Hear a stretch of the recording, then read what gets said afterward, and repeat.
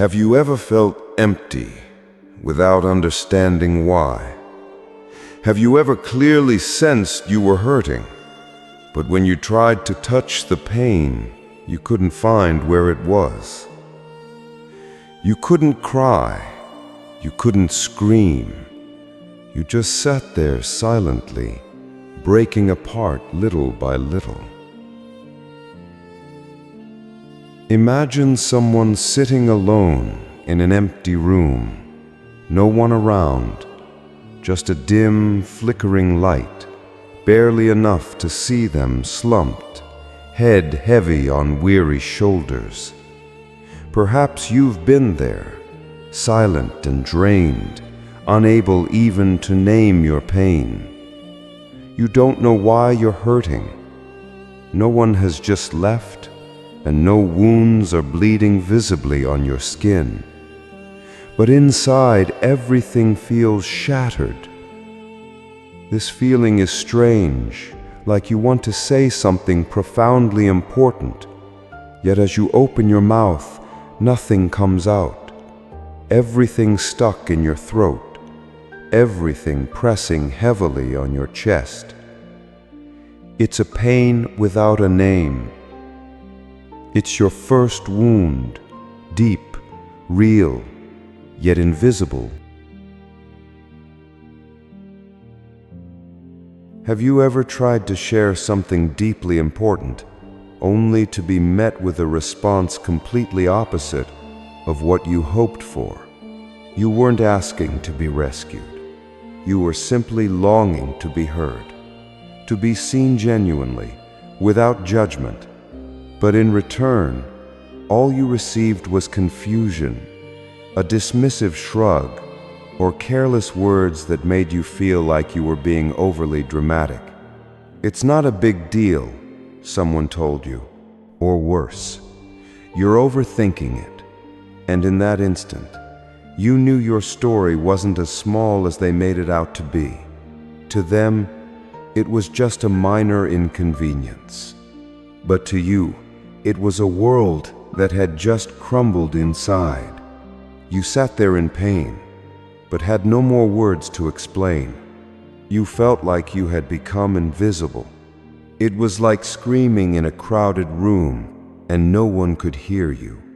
They passed you by, laughing, talking, living, and you stood there in the middle of it all, feeling a growing emptiness expanding quietly in your heart. You asked yourself, am I just too sensitive? And slowly, you fell silent, not because the pain disappeared, but because you realized no one could truly understand what you were going through. You started to believe it was better to hold it all in, because every time you opened up, you were met with misunderstanding, dismissal, or pushed even further into the shadows. You began to learn how to be okay, at least on the outside. You learned how to smile, how to say, I'm fine, how to hide the truth that inside you were anything but fine. But the wound remained like a shadow following you every day. Every time you thought of speaking again, the memory of being overlooked, being denied, replayed vividly in your mind. And once more, you chose silence.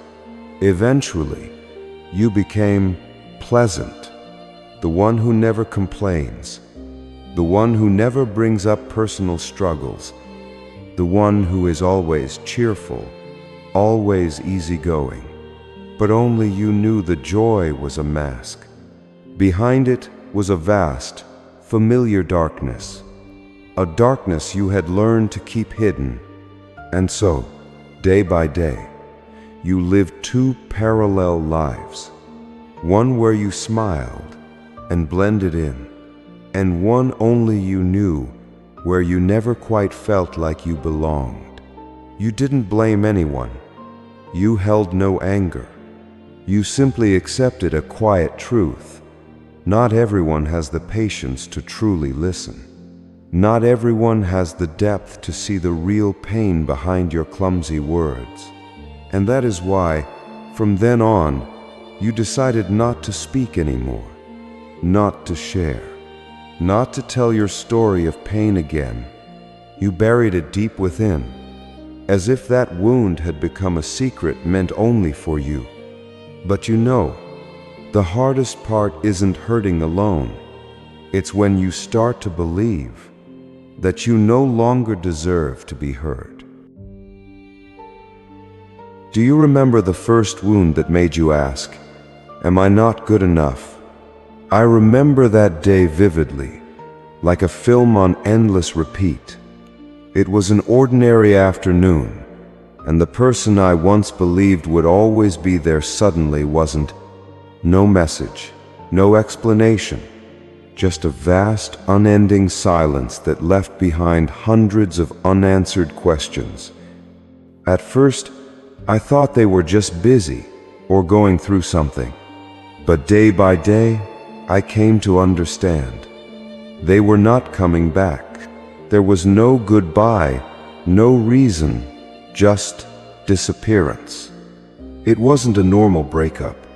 It was the complete vanishing of someone I had trusted and loved wholeheartedly. And what was the first thought that came to me? Was it because I wasn't good enough? That kind of wound is different. It doesn't just make you sad, it makes you question your worth. You begin to wonder if you're even worthy of someone staying. You look into the mirror and ask, "What's wrong with me? What did I do to make them walk away?" But that wound didn't stop at a first love. I remember another time I spent hours waiting for my father to show up at a school performance. He never came. That night, I sat alone on the school steps, empty inside, wondering, am I not good enough for him to be proud of me? Or my best friend once, my closest companion. One day, they found new friends, and I slowly became invisible in their world. I tried to hold on to the friendship, but the more I tried, the clearer it became. I wasn't fun enough, interesting enough, important enough to make them stay. Each time someone left, I didn't just grieve the loss. I started to believe I was the problem. Not smart enough, not pretty enough, not lovable enough, not enough. And that is the deepest wound. The belief that you are not worthy. No one else had to hurt you directly. That belief alone reshaped how you treated yourself. You began to try harder, not out of self-love, but out of desperation to be accepted. You learned to smile, even when empty.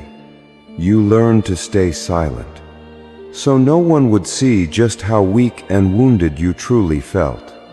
You abandoned yourself just to make sure no one else would. But the truth is, no matter what you do, you can't control someone else's choice to stay or leave. And more importantly, you should never have to earn love, because real love never asks you to prove your worth. That first wound didn't just hurt you for a moment. It rewrote the way you've loved yourself ever since. And now is the time to see it for what it was. To begin looking at yourself differently.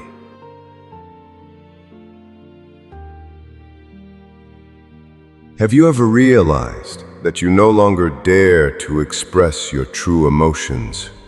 I think at some point we've all experienced that moment. The moment when, after being hurt too deeply, we begin to close the doors of our heart. Not because we no longer want to love, but because we're afraid of being hurt again. You know, the feeling of abandonment isn't just a fleeting pain. It teaches you that whenever you show someone your real self, you risk being left behind. And so you tell yourself, it's safer if no one ever sees the real you again. And so you start to learn how to be okay. You practice smiling more, even when you feel completely hollow inside. You learn how to say, "It's fine," even when you're clearly breaking. You convince yourself that if you pretend long enough, the pain will eventually go away. But deep down, you know it doesn't. You only become better at hiding your emotions. You no longer speak your mind easily. You start living like someone who's always fine, someone others see as cheerful, easy to be around, but in truth, the loneliest person in the room. Have you ever sat through a conversation smiling and nodding while silently wondering, what am I doing here? This isn't what I really want. It's like acting in a play no one is watching. You perform because you fear that if you show your real self, you'll become invisible again. Or worse, be abandoned once more. You've become someone who survives in silence. No more resistance, no more arguments. You simply accept everything, not because you're weak, but because you believe this is the only way to stay safe. But the saddest part is, over time, you lose touch with who you truly are. You begin to forget what you actually want, what you love, what you feel. True emotions become a luxury you no longer allow yourself to feel. You hide them in a deep corner of your heart, like a secret only you are allowed to know, and you keep living that way, day after day. No one realizes you've closed yourself off, because you always smile. You always seem okay. You're always ready to help others, but the truth is, you've quietly isolated yourself from the world. And one day you suddenly realize you no longer know how to stop. You've grown used to the walls you've built. You want to break them down, but you have no idea where to start. Do you know what's the scariest part? It's not just the fear of being hurt by others anymore. Today, if you have a little time, I want to invite you to do something very simple, but it may not be easy. You don't need to prepare anything, just a mirror and a bit of courage. Stand in front of it. No makeup, no fixing your hair, no pretending. Just stand still and look at yourself. Don't rush to speak. Don't rush to explain. Don't try to look okay. Just look and breathe. Look deep into your eyes, the place where you've left so many things behind.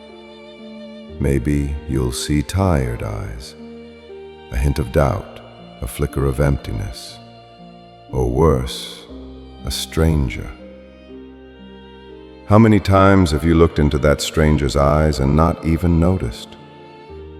How long have you lived inside a body where you didn't dare to feel your own truth? Now, stop avoiding. Whisper softly, just loud enough for yourself to hear.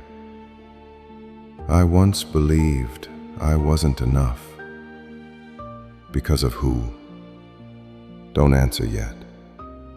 Let the question echo silently inside you. It may take you back, maybe years ago, to a memory you never really named. Maybe it was being compared to someone else, failing an exam and seeing your father's eyes grow cold, writing a love letter and being met with silence. Small things, perhaps, but they quietly laid the foundation for a distorted belief that you are not enough, not good enough, not smart enough, not beautiful enough, not worthy enough for someone to stay. And then you grew up, carrying that belief into every relationship, always trying a little harder than others, giving more, staying quieter, just to make sure you wouldn't be left behind again. But the more you tried, the smaller you felt. Because deep down you still believed, if I were truly enough, they wouldn't have left. You know, sometimes pain doesn't need to be explained. It just needs to be named. It just needs you, for one moment, to dare to admit, I was hurt, and I blamed myself. That is the first door of shadow work, the work of courage. Not to blame anyone, not to reopen wounds, but to feel lighter, to reclaim your right to love yourself by your own hands. Look into your eyes again, and instead of asking, why did they leave me, ask, when did I start leaving myself? Maybe it was the time you hid your tears so no one would see, the time you pretended to agree just to be liked, the time you called yourself useless because you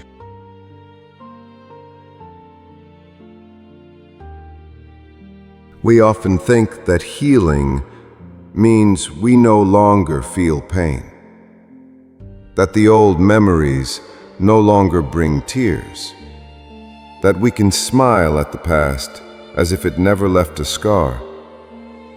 But that's a beautiful illusion, and sometimes a cruel one. In truth, healing doesn't mean you stop feeling. It means you're strong enough to stay with what you feel, calm enough to face the pain, and no longer swallowed by it. That is true strength. Stoicism doesn't teach us to become numb, nor does it suggest we run from negative emotions. Marcus Aurelius once wrote, "You cannot escape suffering, but you can choose how you respond to it." And that's where real healing begins, not when the pain disappears, but when you stop fearing it. You begin to understand emotions are not the enemy. They are signals, beacons pointing to the parts of you still waiting to be heard. If you feel anger, let it exist, just don't let it steer you. If you feel sadness, let it pass like a stream of water, no resistance needed. And if you feel empty, don't rush to fill it. Sit with it. Listen to what the emptiness is trying to say. Stillness is often the most uncomfortable place for those who are hurting. Because in stillness, there's nothing to distract you. No noise, no social media, no one else to blame. Only you and your truth. But it's in that very moment, when you stop running, when you dare to sit with yourself without fear, that you begin to master your inner world. You don't need to be strong in the way the world expects. Tough, silent, pretending to be fine. Sometimes, the bravest thing you can say is, I still hurt, but this time I won't run. It's like sitting in the dark. At first, it's suffocating, but if you're patient long enough, your eyes begin to adjust, and you start to see everything more clearly. The pain, yes, but also the truth. To be stoic is not to be unfeeling. To be stoic is to be still. To be grounded in the storm, to know you're in pain, but not be lost in it. To look at your wound, not to avoid it, but to understand it. Because, as Epictetus said, it's not what happens to you that harms you. If you still feel pain, that's okay. You don't have to force yourself to be better tomorrow. You don't have to try to forget. You don't need to prove to anyone that you've become strong again. Just breathe, slower this time. Sit still and let every emotion have the space it needs to exist. You don't have to get through today. You just have to stop abandoning yourself. Whether it's a sharp ache or a faint crack, every feeling deserves to be heard. You don't need someone to understand you right away. You don't need someone to untangle your life overnight. You just need to stay with yourself. Stay in stillness. Stay with your breath. Stay as a loyal friend who doesn't leave, even when the world turns away. You don't have to run. You don't have to pretend to be okay. You don't have to rush to heal. Let your heart have a place to fall. And if no one reaches out right now, then reach out to yourself. Maybe today is still messy. Maybe the tears will still fall. But you know what? You're doing something incredibly brave. You're choosing not to turn away from yourself anymore. And that is enough. I'm not here to push you to get better. I'm just sitting beside you, like a friend, in the dark, in the silence, and with you, waiting for a small light that is already making its way back.